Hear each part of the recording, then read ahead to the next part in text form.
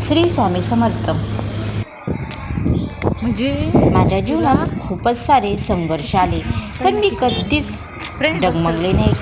त्यामुळे मला स्वतःलाच थँक्यू म्हणायचं आहे. आज मला स्वतःलाच थँक्यू म्हणायचं आहे, कारण कित्येक वेळेला कोणीच नव्हतं मदतीला. तेव्हा मी स्वतःलाच सांभाळलं, स्वतःला मोटिवेट केलं, स्वतःला समजून सांगितलं की सगळं सगळं चांगले करतील स्वामी. स्वामी, हे पण दिवस जातील. स्वतःबरोबरच त्रास सहन केला, स्वतःबरोबरच राग व्यक्त केला, स्वतःवरतीच रागही केला, स्वतःने समजूतही काढली की देव एक दिवस सगळं सगळं चांगले करतील. त्यामुळे मी स्वतःलाच समजून सांगितले. त्यामुळे आज या सगळ्यासाठी मला स्वतःलाच थँक्यू आणि देवालाही थँक्यू बोलायचं आहे. सो थँक्यू स्वतःसाठी.